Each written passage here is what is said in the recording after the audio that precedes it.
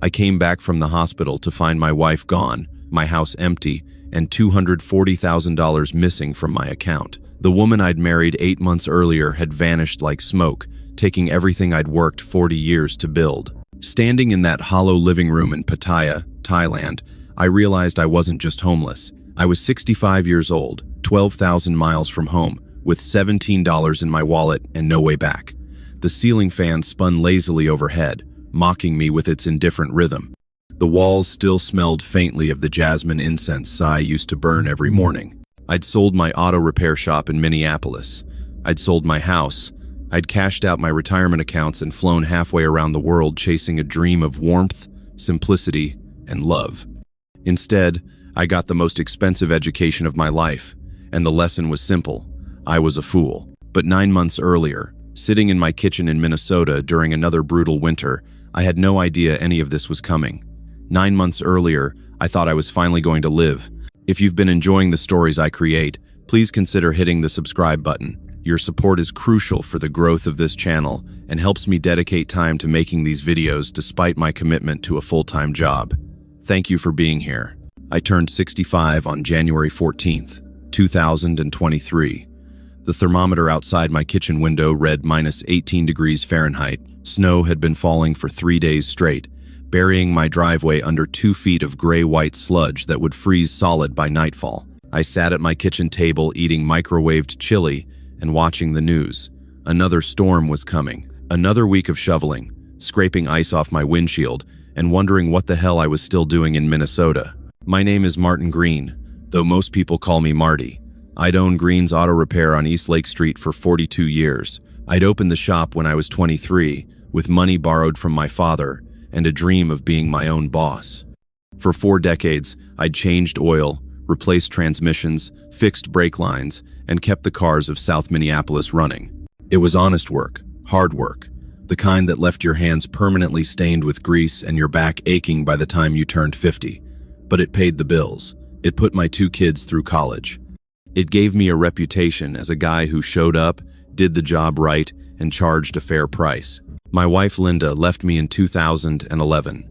We'd been married 31 years when she sat me down one Sunday morning and told me she couldn't do it anymore. She didn't yell. She didn't cry. She just said she'd spent 3 decades watching me disappear into that shop 6 days a week, coming home smelling like motor oil and too tired to talk, and she was done. She moved to Arizona to live near our daughter, Rebecca.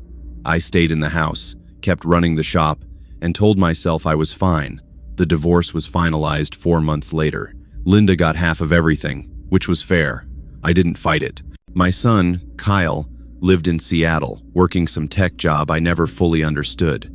My daughter, Rebecca, was a nurse in Phoenix with 2 kids I barely knew. They called on birthdays and holidays, but the conversations were polite and distant, like talking to acquaintances rather than family.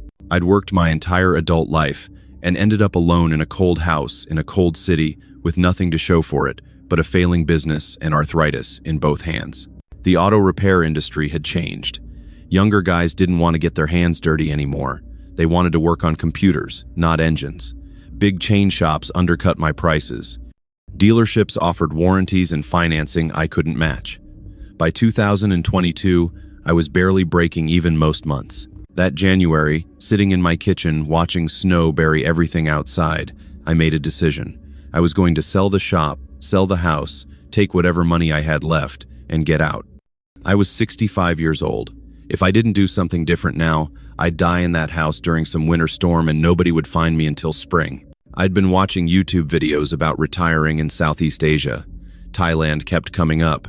Warm weather year-round, low cost of living, friendly people. Americans could get retirement visas. You could rent a nice apartment near the beach for $500 a month. Restaurant meals cost $3 or $4. Life was simple there, uncomplicated. And the videos showed something else. Older Western men with younger Thai women, happy couples walking on beaches, eating at outdoor restaurants, smiling like they'd figured out some secret the rest of us were missing. The comment section was full of guys saying Thailand saved their lives, gave them a second chance, made them feel young again. I wasn't naive. I knew those women weren't with those men for their good looks or sparkling personalities. But maybe that was okay. Maybe that was just how things worked there. Honest transactions. No pretense. A lonely old man with some money meets a young woman who needs security. Both get something they need. Nobody gets hurt. It seemed better than dying alone in Minneapolis. I contacted a business broker in February. He looked at my books, walked through the shop, and gave me a number. $95,000 for everything. The property, the equipment, the business name, the customer list. It wasn't what I'd hoped, but it was something. The house sold faster. A young couple with a baby bought it for $230,000 in March. After I paid off the mortgage and the realtor, I cleared $168,000. I cashed out my retirement accounts. Between my 401k and some old savings bonds, I had another $83,000. After penalties and taxes, I'd have about $70,000 by the time the government finished with me. Total liquid assets, approximately $333,000. Not a fortune, but enough to live comfortably in Thailand for the rest of my life if I was careful. My kids thought I was insane. Rebecca called me when she heard I was selling everything. "Dad, you can't just move to Thailand. You don't speak the language. You don't know anyone there. What if you get sick? What if something happens?" Then something happened, I told her. "I'm 65, Becca. How much time do I have left? 10 years? 15, if I'm lucky? You want me to spend it alone in Minnesota shoveling snow? You could move to Arizona. Be near me and the kids." But I knew how that conversation would really go. I'd move to some retirement community in the desert, see my grandkids once a month for awkward dinners, and spend the rest of my time playing cards with other old men waiting to die. "I need to do this," I told her. "I need to feel alive again before it's too late." She didn't understand. Kyle was even worse when I told him. He accused me of having a midlife crisis 3 decades too late. He said I was being irresponsible and selfish. He said I'd regret it. Maybe he was right, but I'd spent 40 years being responsible. I'd worked 60-hour weeks. I'd paid my taxes. I'd raised 2 kids and put them through college. I'd done everything I was supposed to do, and I ended up alone anyway. I wasn't looking for anyone's permission anymore. I sold the last of my furniture in April. Most of it went to an estate sale company. I kept almost nothing: some clothes, my laptop, important documents, and a photo album Linda had made years ago with pictures of the kids growing up. Everything else could be replaced or didn't matter anymore. On May 3rd, 2023, I locked the door to my empty house for the last time, drove my pickup truck to Kyle's place to store it, and took an Uber to the airport. I had 2 suitcases, a one-way ticket to Bangkok, and $333,000 in a Bank of America account I could access from anywhere in the world. I was terrified. I was excited. I was free. The plane lifted off from Minneapolis, and I watched the city shrink beneath me, the frozen lakes, the grid of streets, the gray buildings, all of it disappearing into clouds. I ordered a whiskey from the flight attendant and drank it slowly, feeling the warmth spread through my chest. I was never coming back. The heat hit me like a wall when I walked out of Suvarnabhumi Airport in Bangkok. It was 11 o'clock at night, and the temperature was still 87 degrees with humidity that made the air feel thick enough to swim through. My shirt stuck to my back before I reached the taxi stand. After 42 years of Minnesota winters, that heat felt like absolution. I'd booked a hotel in Pattaya, a beach city about 90 miles southeast of Bangkok. The YouTube videos said Pattaya was where retired expats went cheaper than Bangkok, right on the ocean, plenty of Western restaurants and bars. The taxi driver quoted me 1,500 baht for the drive, which was about $45. Back home, that same trip would have cost 3 times as much. We drove through the night, past industrial zones and sleeping towns, until the highway opened up and I caught my first glimpse of the ocean, a dark expanse reflecting moonlight. The driver exited onto Beach Road, and suddenly we were surrounded by neon signs, 7-Eleven stores glowing on every corner, massage shops with pink lights, hotels stacked against each other like boxes. Even at midnight, the streets were alive. Motorcycles weaved through traffic, carrying couples and families. Street vendors grilled meat on tiny carts. Groups of young Thai women in tight dresses stood outside bars, calling out to passing men in English. Music thumped from open doorways. It was chaos and noise and color, and everything Minneapolis wasn't. The driver dropped me at my hotel, a mid-range place called the Poseidon on 2nd Road. The lobby was clean and modern with air conditioning so strong I actually shivered. A young woman at the front desk checked me in with a smile so genuine, it caught me off guard. In America, customer service smiles were performance. This felt different, warmer somehow. My room was on the 8th floor. Nothing fancy, but clean: a double bed with crisp white sheets, a small bathroom with a shower, a balcony overlooking the city. I stood on that balcony in the humid night air, looking out at the neon glow of Pattaya spreading beneath me, and I felt something I hadn't felt in years. Hope. I slept poorly that first night. The jet lag, the unfamiliar sounds, the excitement, all of it kept me half awake until dawn. When I finally gave up and got out of bed, the sun was rising over the ocean, turning the water orange and gold. I showered, dressed in shorts and a polo shirt, and went downstairs for breakfast. The hotel had a buffet Thai food I didn't recognize alongside scrambled eggs and toast for nervous foreigners like me. I loaded my plate with a little of everything and sat by the window, watching the city wake up. Pattaya in daylight looked different than it had at night. Less glamorous. The streets showed their wear-cracked pavement, faded paint, trash collecting in corners, but there was an energy to it. Motorcycles zipped past carrying entire families. Street vendors set up breakfast carts.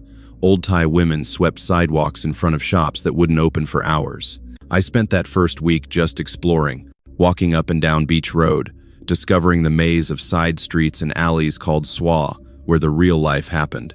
I found a tailor who made me 3 custom shirts for $30. I ate pad thai from a street cart for $2 and thought it was the best thing I'd ever tasted. I sat in air-conditioned coffee shops and watched the world go by. Everything was cheap, not just affordable cheap. A bottle of water cost 10 baht, about 30 cents. A full meal at a decent restaurant ran 150 to 200 baht, less than $6. Beer was cheaper than soda.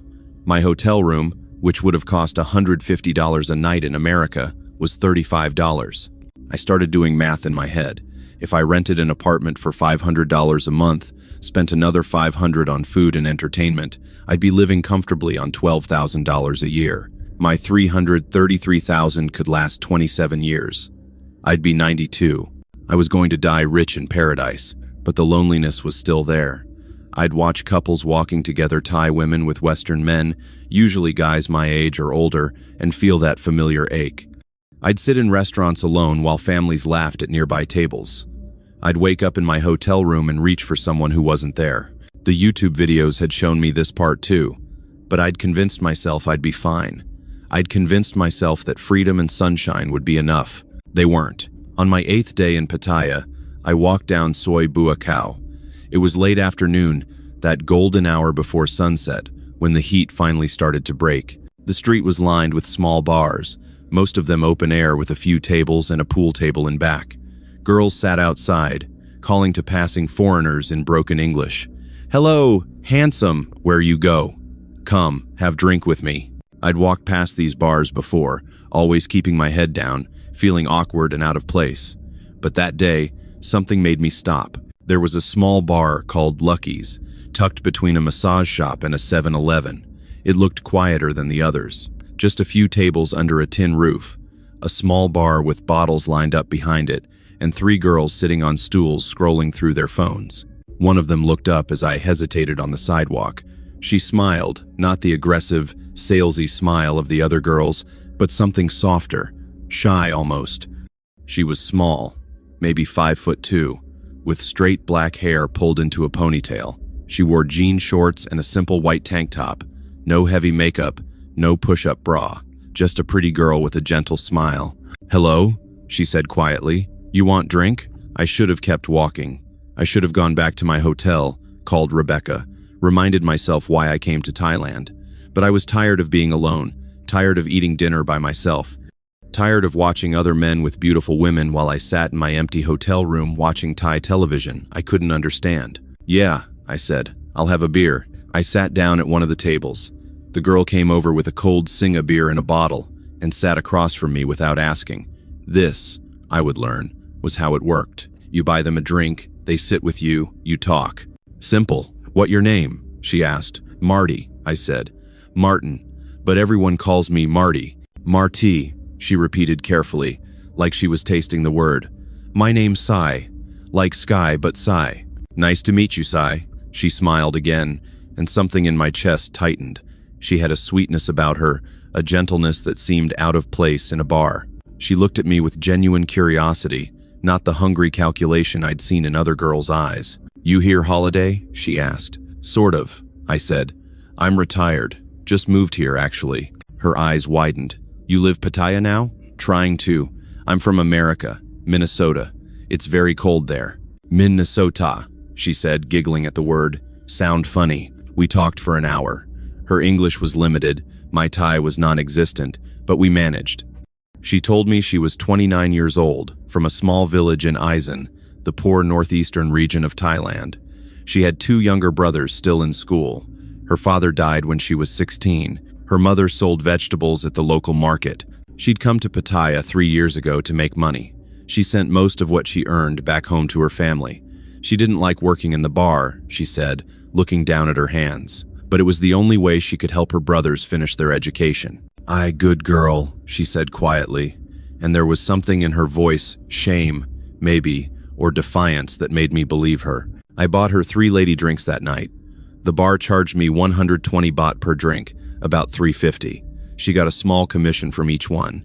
It seemed like a fair system. I was paying for company, for conversation, for someone to make me feel less alone. She was working. Everyone knew the rules. When I finally stood up to leave around 9 o'clock, she walked me to the street. "You come back?" she asked. "Yeah," I said. "I think I will." She smiled that soft smile again. "I wait for you, Marty." I walked back to my hotel, feeling lighter than I had in weeks, maybe months. I had someone to see, someone who smiled when I walked in, someone who listened when I talked. It felt like the beginning of something. I went back to Lucky's the next day, and the day after that, and every day for the next 2 weeks. Sai was always there when I arrived, usually in the late afternoon before the evening crowd. She'd light up when she saw me, wave me over to her favorite table, and within minutes we'd be talking like old friends. The conversation never flowed perfectly. We both struggled with the language barrier, but somehow that made it more charming, more real. She asked about my life in America. I told her about the auto shop, about Minnesota winters, about my kids who didn't talk to me much anymore. She listened with such attention, such genuine interest, that I found myself sharing things I'd never told anyone. The loneliness after Linda left, the feeling that I'd worked my whole life for nothing, the fear that I'd die without ever really living. "You good man," she'd say, reaching across the table to touch my hand. "You work hard. You deserve be happy now." She told me more about her family too. Her brothers were 16 and 18, both still in school. The younger one, Somchai, wanted to be a policeman. The older one, Niran, was studying to be a mechanic. Her mother was only 53 but looked 70, worn down by years of poverty and hard labor. "I send money every month," Sai said. 20,000 baht, but not enough. House need fix, roof leak, mother need medicine for heart. 20,000 baht was about $600. That was more than half of what the average Thai person earned in a month. She was carrying her entire family on her shoulders. "That's a lot of responsibility," I said. She shrugged. "I oldest child, my job take care family." There was no self-pity in her voice, just acceptance. This was her duty, her burden, and she carried it without complaint. I started spending more money at the bar, not just lady drinks, but food, rounds for the other girls, tips for the mama-san who ran the place. I wasn't trying to show off, I just wanted to help. Sai never asked for anything directly, but I could see the relief in her eyes when I paid the bill and added a few extra 100 baht as a tip. On my 3rd week in Pattaya, I finally kissed her. We'd left the bar together after closing, around 2 in the morning. Most nights, she'd walk me partway back to my hotel before heading to her room above the bar. But that night, we stopped on a quiet side street, and she looked up at me with those dark eyes, and I just leaned down and kissed her. She kissed me back, soft and tentative at first, then warmer. When we pulled apart, she was smiling. "I like you, Marty," she whispered. "I like you too. You different from other man. You have good heart." We started spending time outside the bar. She'd finish work around 11, and we'd walk to a late-night street food place she knew, sitting on plastic stools and eating grilled pork skewers and sticky rice. She'd tell me about her village, describing the rice fields and water buffalo and the tiny wooden house where she grew up. I'd tell her about fixing cars, about the satisfaction of taking something broken and making it work again. "Same like you," she said one night. "Broken thing, now fixed." "I'm not fixed," I said. "I'm still pretty broken." She shook her head. "You here now, with me, that fixing." I wanted to believe her. God, I wanted to believe her so badly. By the end of my first month in Pattaya, we were a couple. I stopped going to the bar during her working hours. Instead, I'd wait at a coffee shop nearby, reading or watching videos on my laptop, and she'd text me when she was finished. We'd meet up and spend the rest of the night together. She never asked me for money directly, but the hints were always there. Her phone was old and cracked. Her brother's school fees were due. Her mother needed to see a doctor in Udon Thani, and the bus ticket was expensive. Each time, I'd offer to help, and each time, she'd refuse at first, saying she couldn't take my money, it wasn't right. But I'd insist, and eventually she'd accept with tears in her eyes, thanking me over and over. 5,000 baht here, 10,000 there. Small amounts, nothing that would hurt me, but each payment seemed to bring us closer. Each time I helped her family, she'd tell me I was a good man, that she was lucky to meet me, that Buddha sent me to her. I rented an apartment in my second month, a small one-bedroom place on Soi Yensabai, about 10 minutes from Beach Road.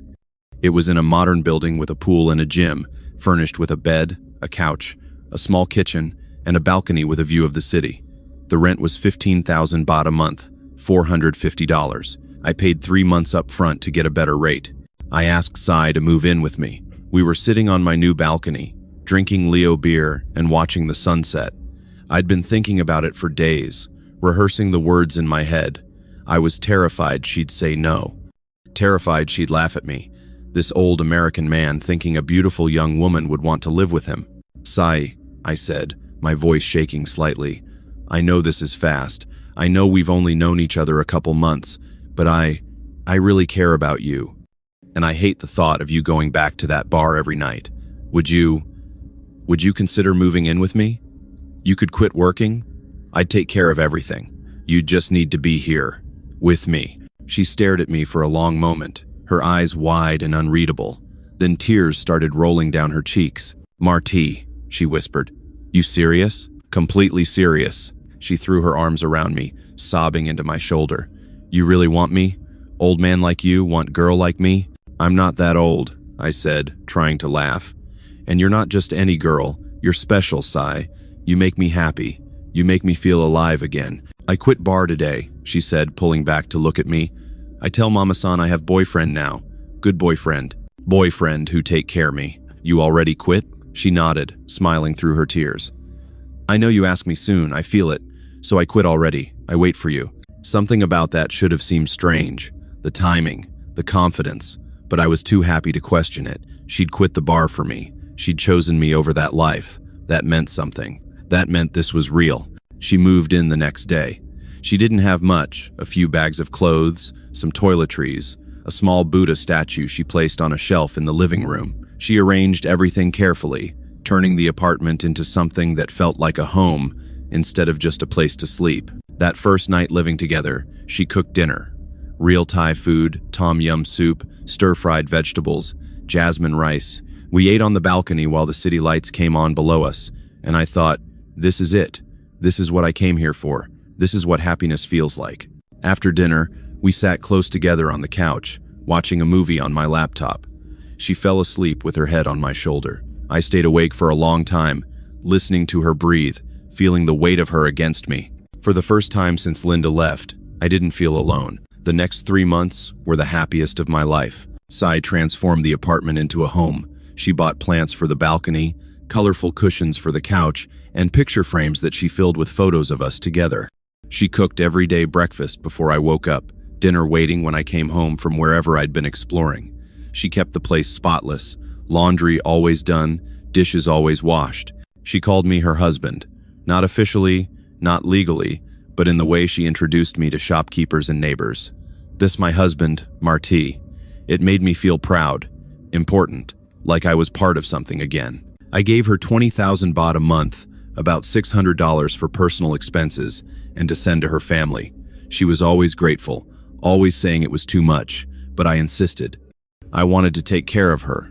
That was the deal. She made me happy. I made sure she was secure. Fair trade. We fell into a routine. Mornings, she'd cook breakfast while I sat on the balcony drinking coffee and reading the news on my laptop. Then she'd go to the market to buy fresh ingredients for dinner, sometimes meeting up with other Thai women who dated foreigners. I'd spend my days walking around Pattaya, getting coffee, people watching, occasionally meeting up with other expats I'd befriended. There was a group of us, mostly Americans and Europeans, all retired or semi-retired, all living the same dream.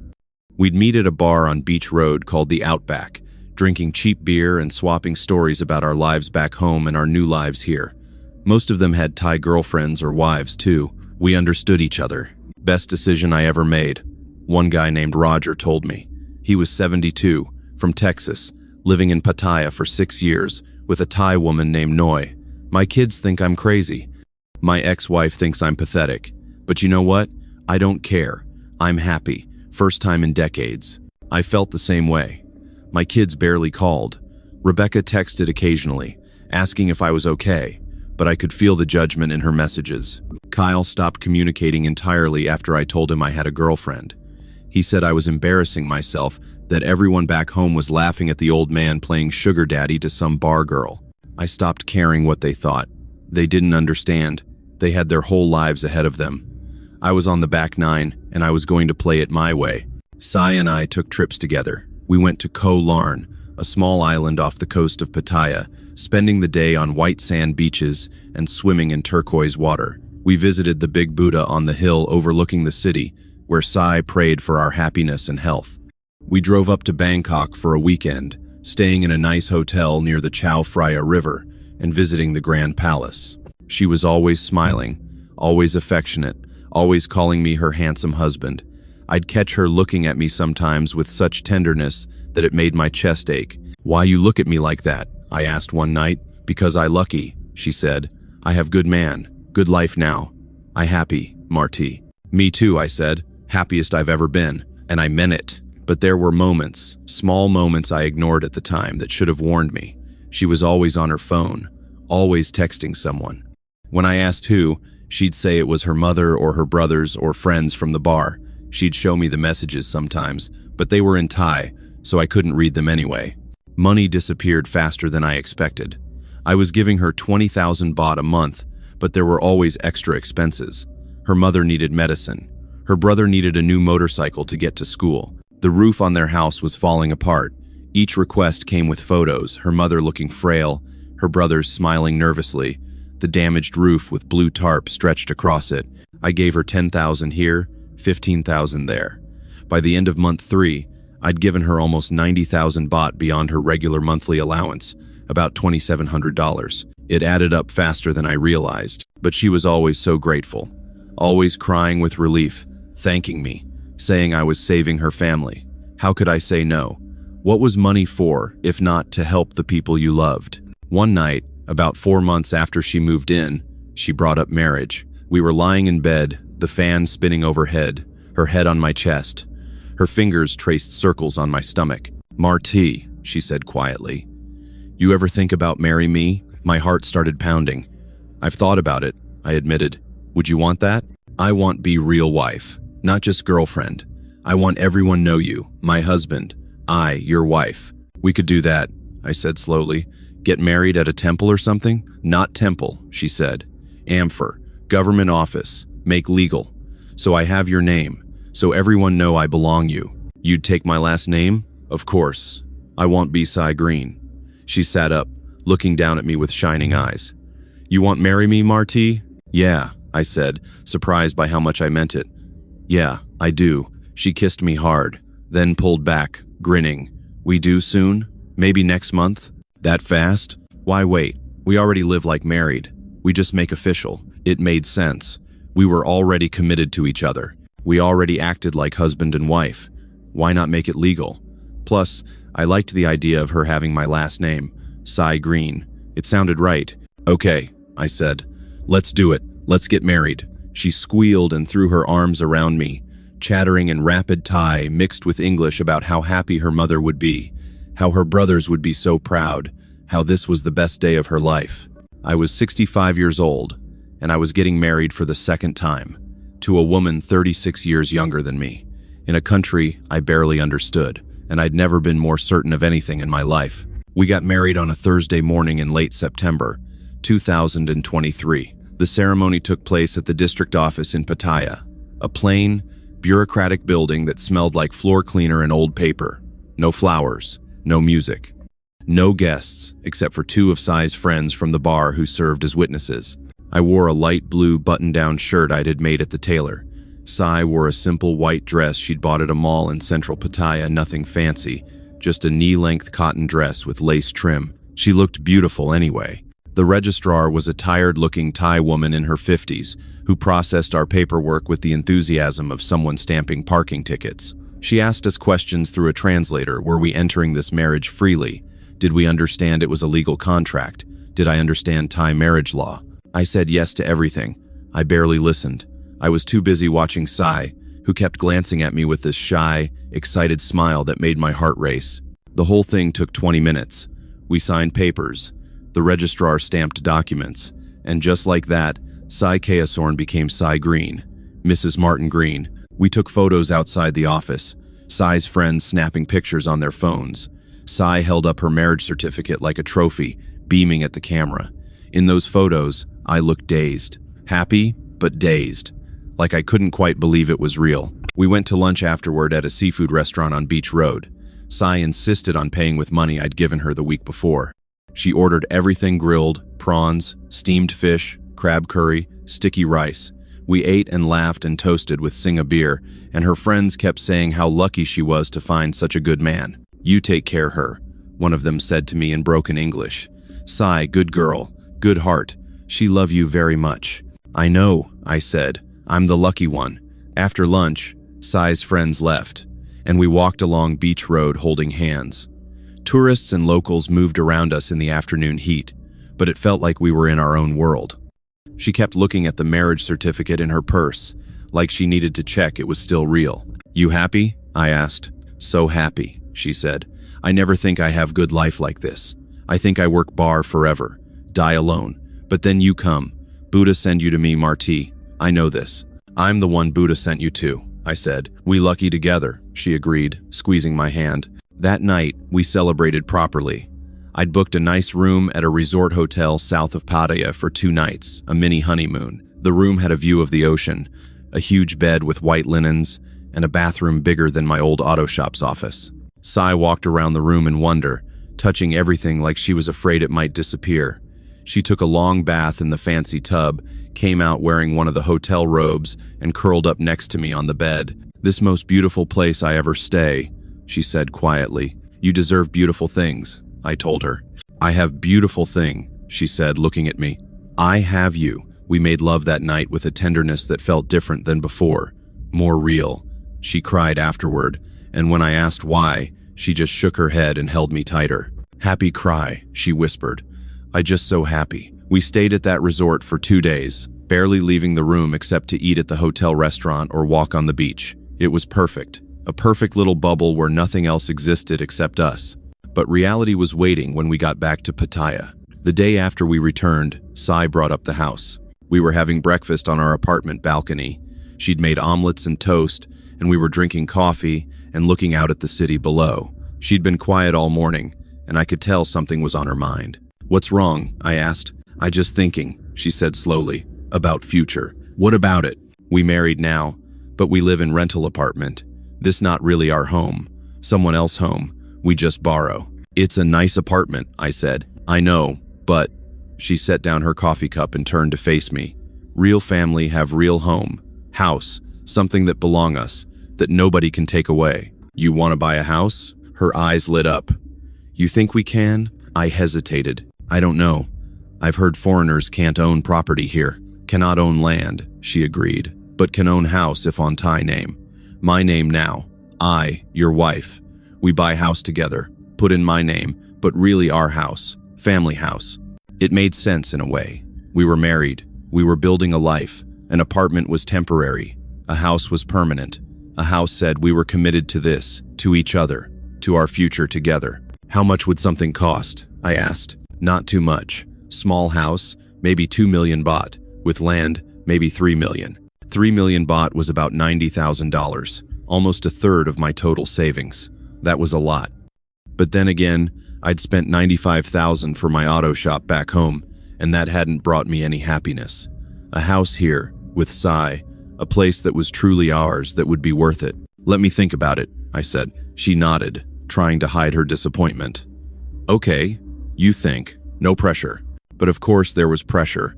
For the next week, every conversation somehow circled back to the house. She'd see places as we drove around and point them out. Look, Marty, that house for sale. Nice garden. Good neighborhood. She'd mention how her friends who had houses with their fairings seemed so much more secure, so much more respected. When you just girlfriend, people think you bar girl, she said one night. But when you wife with house, people respect you, know you real family. And that's what I wanted, wasn't it? For people to know we were real, that this wasn't some temporary arrangement, that I hadn't just bought a companion, I'd found a partner. 2 weeks after she first mentioned it, I told her we could start looking. Her excitement was pure joy. She threw her arms around me, crying and thanking me and saying I was the best husband in the world. She immediately started looking online, calling real estate agents, setting up viewings. We looked at a dozen places over the next month. Some were too expensive, some were too far from the city, some were just not right. But then we found one in a small housing development east of Pattaya, about a 15-minute drive from Beach Road. It was a 2-bedroom house with a small garden, white walls, tile floors, and a covered carport. Nothing fancy, but clean and modern and move-in ready. The asking price was 2.8 million baht, about $84,000. This the one, Sai said, walking through the rooms. I feel it, Marty. This our home. I could picture it too. Us living here, growing old here, maybe her mother coming to visit. This was real. This was permanent. I made an offer of 2.6 million baht. They countered at 2.7. We settled at 2.65 million baht, $79,500. The paperwork took 3 weeks. Because I was a foreigner, the house had to be in Sai's name. My lawyer, a British expat who'd been in Thailand 20 years, walked me through the process. He drew up a separate contract, stating that while the house was in Sai's name, I had paid for it and had certain rights. This doesn't hold up well in Thai court, he warned me. If things go south, she legally owns the house. You understand that? We're married, I said. It's not going to go south. He gave me a look that said he'd heard that before, but he didn't argue. He just prepared the paperwork. On November 23rd, 2023, we closed on the house. I transferred $79,500 from my Bank of America account to the seller's Thai bank account. The house was officially Sai's. We moved in 2 days later. Sai was radiant, decorating every room, hanging curtains, arranging furniture. She set up a small shrine in the living room with her Buddha statue and fresh flowers. She cooked a special dinner that first night, a feast of all my favorite dishes. Our house, she kept saying. Our home, forever home. I believed her. I believed all of it. I had $223,000 left, plenty to live on for years. We had a house, we had each other, we had a future. Everything was perfect. The problem started small. So small I didn't notice at first. Sai started spending more time on her phone. She'd sit in the living room scrolling for hours, occasionally typing rapidly, her face lit by the screen. When I asked who she was talking to, she'd say her friends, her mother, her brothers. Same answers as always. You're always on that thing, I joked one evening. What's so interesting? Just Facebook, she said, not looking up. I chat with friend from village. I let it go. What did it matter? Everyone was on their phones these days, and she was still cooking my meals, still sleeping next to me every night, still calling me her husband. The house was clean, life was good, but money started disappearing faster. I'd given her access to one of my bank accounts, not the main one, but a Thai account I'd opened with about $30,000 in it. It was meant for household expenses, groceries, utilities, things we needed. She had a debit card linked to it. After the first month in the house, I checked the balance. We'd spent almost $8,000. On what? I had no idea. Groceries didn't cost that much. Our utilities were maybe $100 a month. Where had the rest gone? Sai, I said, showing her the bank statement on my laptop. This is a lot of money. What did we spend it on? She glanced at the screen, then shrugged. House things, furniture, decorations. We just move in, need lots of things. $8,000 worth? Thailand not cheap as you think, she said, a slight edge in her voice. Good quality cost money. You want me buy cheap things that break? No, but I good wife. I take care house. Take care you. Maybe you not trust me? I trust you, I said quickly. I'm just trying to understand where the money's going. To make nice home for us, she said. That what you want, yes? Nice home? I dropped it. She was right, we'd just moved in. Of course there were expenses. I was being paranoid. But the pattern continued. Every month, thousands of dollars vanished. When I asked for receipts or explanations, she'd get defensive. Or she'd cry and say I didn't appreciate how hard she worked to make our home nice. Or she'd list off expenses, gifts for her mother, medicine for her brothers, repairs on their house in Eisen. They your family too now, she'd remind me. We married. My family. Your family. She was right about that too. Thai culture was different. Families took care of each other. The oldest child carried the burden. I'd known that when I married her. I couldn't expect her to just abandon her responsibilities. But by January 2024, 2 months after buying the house, I'd burned through another $40,000. My total savings were down to $183,000. Still comfortable. Still plenty to live on. But the rate of spending was making me nervous. I tried to talk to her about budgeting, about being more careful. But every conversation ended the same way with her crying, saying I didn't love her anymore, that I was like every other cheap Farang who pretended to be generous, but actually counted every baht. You promise take care me, she'd sob. You say you love me, but now you complain about money, like I just prostitute you pay, not real wife. That's not what I'm saying, I'd protest, feeling like a monster for making her cry. I just want us to be smart, to make the money last. Money, money, money, she'd say. That all you care about, not me, not my family, just money. And I'd end up apologizing and promising to stop worrying about it and giving her more money to dry her tears. That's how it worked. Every time I tried to set a boundary, she'd flip it around, make me feel guilty, and I'd end up giving her more just to prove I loved her. In February, I got sick. It started as a cough. Nothing serious, I thought, just a cold. But it got worse. Fever, body aches, difficulty breathing. Sai insisted I go to the hospital. We went to Bangkok Hospital Pattaya, the expensive private hospital where all the expats went. Pneumonia, the doctor said. Possibly bacterial. They wanted to keep me for observation, at least 3 days, maybe a week, depending on how I responded to antibiotics. Sai was perfect during my first day in the hospital. She stayed by my bedside, holding my hand, bringing me soup from the hospital cafeteria. She looked worried, genuinely worried, and that meant something. You going to be okay, she kept saying. I take care you. I, your wife, I not leave you. But on the second day, she said she needed to go home briefly. I get your clothes, she explained, and some things from house. Make you comfortable. I come back tonight. Okay, I said. My fever was down, but I felt weak, exhausted. Don't take too long. She kissed my forehead. I never leave you, Marty. You, my husband, forever. She didn't come back that night, or the next day, or the day after that. I tried calling her. Her phone was off. I texted her. No response. I called the house phone, nothing. On the fourth day, weak and terrified, I convinced a nurse to help me call a taxi. I checked myself out of the hospital against medical advice and went home. The front door was unlocked. I walked inside and immediately knew something was wrong. The house was empty. Not just empty of people, empty of everything. The furniture was gone. The television was gone. The dishes and pots and pans from the kitchen gone. Even the Buddha shrine in the living room had vanished. I walked through the rooms in a daze, my breath coming in short gasps that had nothing to do with pneumonia. Her clothes were gone from the closet. Her toiletries were gone from the bathroom. The photo frames we'd put up together all gone. It was like she'd never existed. I sat down on the bare floor in the empty living room and tried to understand what had happened. My head was spinning. My chest hurt. I fumbled for my phone and opened my banking app with shaking hands. The Thai bank account, the one I'd given her access to, had $17 left. She'd withdrawn everything. $23,000 in the 5 days I was in the hospital. But that wasn't the worst part. The worst part was my main Bank of America account, the one she shouldn't have had access to. The one with $160,000 in it. The balance was $412. She'd taken everything. $159,588. Gone. I scrolled through the transaction history with numb fingers. Transfers to Thai accounts I didn't recognize. Cash withdrawals. International wire transfers. All in the last 5 days.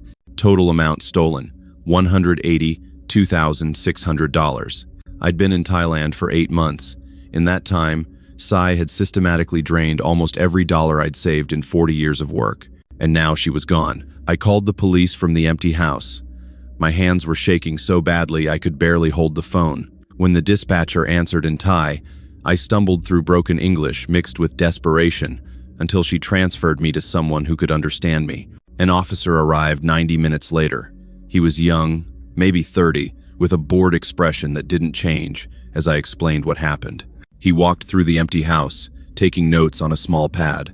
He looked at my banking app when I showed him the transactions. He nodded and made sympathetic noises. "This is a very difficult situation," he said in careful English, "but this problem between husband and wife, domestic matter, not criminal. She stole nearly $200,000 from me," I said. "How is that not criminal?" "She, your wife. Thai law say husband and wife share property. She have right to access money.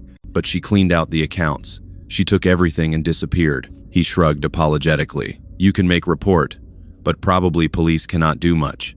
This civil case, not criminal. You need lawyer, maybe." He took my statement anyway. I gave him every detail I could remember. Sai's full name, her ID card number from our marriage certificate, the names of her friends I knew, the bar where she used to work. He wrote it all down and promised someone would investigate. I never heard from the police again. I called my bank in America. They were sympathetic but unhelpful. The withdrawals and transfers had been authorized with my account credentials. Since I'd shared my login information with Sai, they said there was nothing they could do. I'd essentially given her permission. I tried calling her mother's phone number, the one Sai had given me months ago. It rang and rang, no answer. I tried her brother's numbers, same thing. I searched for her on Facebook, but her profile had been deleted or blocked. She'd vanished completely. The house was still in her name, legally hers. I had no claim to it despite paying $79,500 for it. My lawyer confirmed what I already knew. The separate contract we'd drawn up wasn't enforceable in Thai court. The house was Sai's property. I couldn't live there. I couldn't sell it. I had no rights at all. I moved what little I had left into a cheap guest house on Suai Buakau, the same street where I'd met her. $50 a week for a small room with a bed, a fan, and a shared bathroom down the hall. The irony wasn't lost on me. I spent weeks trying to find her. I went to Lucky's bar, but it had closed down. The building was empty, a for rent sign hanging in the window. I asked around at other bars, showing people photos of Sai on my phone. Most shrugged. A few said they knew her but hadn't seen her in months. One girl laughed and said, "She got her money, now she gone. That how it work." I contacted other expats I knew, asking if they'd heard anything. Roger from the Outback told me his friend had seen Sai in Bangkok with another foreign man, older, white, walking arm in arm through a shopping mall. She was wearing expensive clothes and jewelry I'd never seen before. "Probably already working on the next one," Roger said grimly. "Sorry, mate. You're not the first this has happened to. Won't be the last." I called Rebecca. I hadn't spoken to her in months. When she answered and heard my voice, there was a long pause. "Dad? Where have you been? I've been trying to reach you for weeks." "I know. I'm sorry. Something happened." I told her everything. The marriage, the house, the money, the betrayal. I expected her to be angry, to say, "I told you so," to lecture me about being a foolish old man. Instead, she just sighed. "Dad, I'm so sorry. Are you okay? Are you safe?" "I'm alive," I said, "but I'm broke, Becca. I have about $400 to my name. That's it. Everything else is gone. Can you come home? I can help you buy a ticket." "And then what?" "I have no house, no job, no savings. What would I do back there?" "You'd figure it out. You could stay with me for a while. We'd find you something." But I couldn't face that. Couldn't face moving into my daughter's guest room at 65, broken and humiliated, living off her charity. Couldn't face the looks from Kyle, from my ex-wife, from everyone who'd warned me this would happen. "I can't," I said. "Not yet. Dad, I'll be okay. I just need some time." I hung up before she could argue. That was 8 months ago. I'm still in Pattaya, still in that same guest house on Suai Buakau, though I've moved to an even cheaper room, $35 a week. I work odd jobs now, handyman work mostly, fixing things for guest house owners, painting walls, installing ceiling fans, unclogging drains. The skills from 40 years of running an auto shop translate surprisingly well. I charge 300 to 500 baht per job, $9 to $15. It's enough to pay rent and eat once or twice a day. I've lost weight. My clothes hang loose on my frame. My hair has gone completely gray. I look older than 65. I look like exactly what I am, a broken man living in the ruins of his own bad decisions. Sometimes I see couples walking past old farangs with young Thai women, holding hands, laughing, looking happy. I wonder how many of them are real. How many are just elaborate performances heading toward the same ending I got? I tried to warn one once, an American guy, maybe 60 years old, sitting in a bar with a girl who couldn't have been older than 25. She was checking her phone while he talked, barely listening, and something about the scene felt so familiar it hurt. "Be careful," I told him as he was leaving. "Don't trust too easily." He looked at me with contempt. "Mind your own business, old man." The girl smiled at me over her shoulder as they walked away. It wasn't a kind smile. I think about Sai sometimes, more than I should. I wonder if any of it was real. The way she looked at me, the way she held my hand, the tears when I asked her to marry me. Was any of it genuine? Or was I just a mark from the very beginning? I want to believe some of it was real, that maybe she did care about me, at least a little, even if the caring wasn't enough to stop her from taking everything. But I know the truth. I was never Marty to her. I was never her husband. I was a retirement account with a pulse, and she cashed out. I'm writing this from an internet cafe 3 blocks from my guest house. I paid 20 baht 60 cents for an hour of computer time. In another 20 minutes, my time will be up, and I'll walk back to my room, eat rice with whatever protein I can afford today, and lie on my bed under the broken fan, wondering how I got here. I'm 66 now. My body aches constantly. My hands shake. I probably have health problems I can't afford to have checked. I've accepted that I'll likely die here, in this city, alone and broke. My daughter still calls every few weeks. She stopped asking me to come home. Now she just asks if I'm eating enough, if I'm safe, if I need anything. I always say, I'm fine. We both know I'm lying. I didn't just lose my money. I lost the story I thought my life would end with. I thought I'd retire in paradise with someone who loved me, growing old gracefully in the sunshine, finally at peace after decades of hard work. Instead, I'm a cautionary tale, a punchline, another foolish old man who thought he could buy love in Thailand and learned the price was everything he had. I don't blame Thailand. The country didn't do this to me. Sai didn't even do it entirely. I participated in my own destruction. I ignored every warning sign. I chose to believe the fantasy because the alternative was admitting I was lonely and desperate and willing to pay any price not to be alone. That's the real lesson. Not that Thailand is dangerous, or that all Thai women are scammers, or that age gap relationships can't work. The lesson is simpler and sadder. Loneliness makes you stupid. Desperation makes you blind. And some people can smell vulnerability the way sharks smell blood in the water. I was vulnerable. Sai smelled it, and she fed until there was nothing left. If you're watching this and thinking about doing what I did, selling everything, moving to a foreign country, chasing romance with someone half your age, I'm not going to tell you not to. You'll do what you want regardless. We all do. But I will say this. Keep something back. Keep a safety net. Keep an escape route. Don't give everything to someone who hasn't earned it. Don't confuse transaction with connection. And most importantly, don't fall in love with your own fantasy of what you want your life to be. Because when the fantasy ends, and it will end, you need to be able to survive what's left. I'm still trying to figure out how to do that. My computer time is almost up. The cursor is blinking at me. In a minute, I'll log out, walk back to my room, and face another evening of wondering how 40 years of hard work came to this.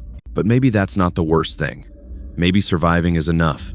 Maybe just making it through another day, even broken, means something. Or maybe I'm still lying to myself. Either way, the sun is setting over Pattaya. The neon signs are starting to glow.